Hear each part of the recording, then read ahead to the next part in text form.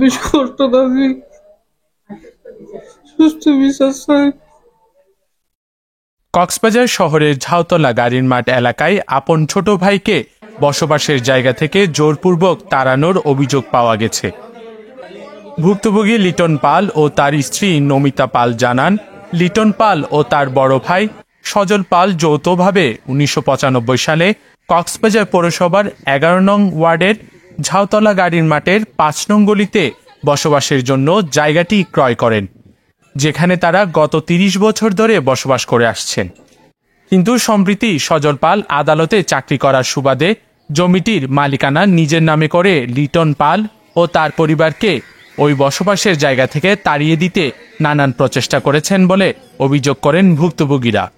এই বসবাস করতে ৩০ বছর পর্যন্ত আয়ের বড় ভাই আর কষ্ট টিয়া দিয়ে বড় ভাইরে বিশ্বাস করতাম, বড় ভাই জিজ্ঞা ভাই কেউ মানতেন। কিছুদিন তার আর মনোভঙ্গ ও এই জায়গায় তুল যাইতে হর ইয়ান তো আয় চিন্তা না করি ভাইয়ের অন্তর মতো বিশ্বাস করি। আই অশিক্ষিত মানুষ, ভাইয়ের নাম বলে হর আর ভাইয়ে কোড়ো চুরি করে আর পুলিশে ধরিল গেল দোয়ানাতুন দোয়ানি লই যায় ওই আম গাছ চালাইয়ান লই যায় আর এটা চিন্নি চালই এই এটা একান কাগজের মধ্যে চিন্নি চালই আই থাকতে চাই।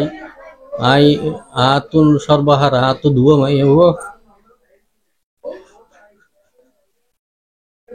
বেশ কষ্ট দাবি সুস্থ বিচার চাই।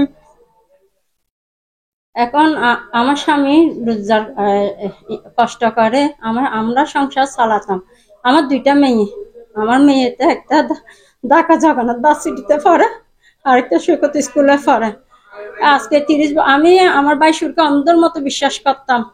আমার জামাইয়ের কষ্টের টাকা দিয়ে আমরা কোনো রকমে কষ্ট করে থাকতেছি।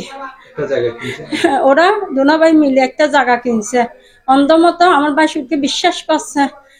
তারপরে আমরা কষ্ট করে 2টা মেয়ে নিয়ে চলতেছি, সংসার চলতেছি।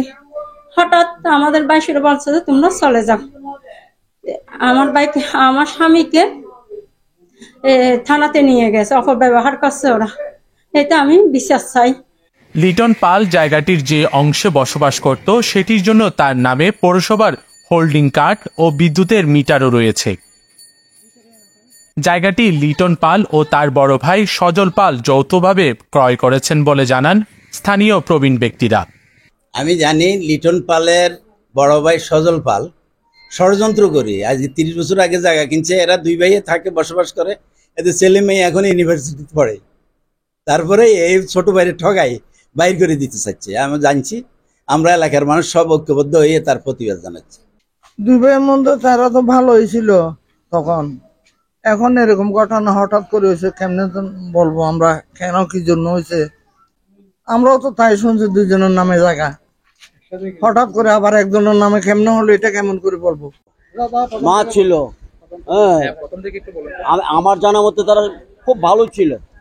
এখন তারা নাকি ওই যে সজল বাবু চাকরি করে, তো ওর মেয়ে বধূ চাকরি করে, এখন এই ভাইটাকে ছোট ভাইটাকে বাদ দিয়া তারা একটা বোধ বিদ্বেষ ভাব সৃষ্টি হয়েছে, যার ফলে নাকি ওরা ভারসরণে কোথায় নাকি বাসা করেছে।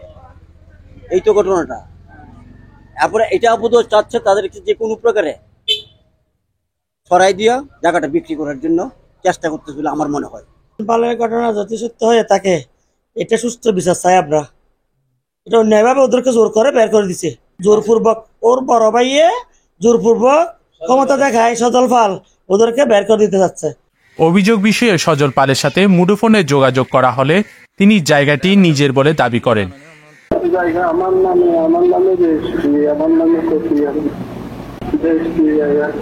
বসবাসের একমাত্র জায়গাটি হারানোর সংখ্যায় দিন কাটাচ্ছেন হতদরিদ্র লিটন পাল ও তার পরিবার। News desk, CCN। বেশ কষ্ট দাবি।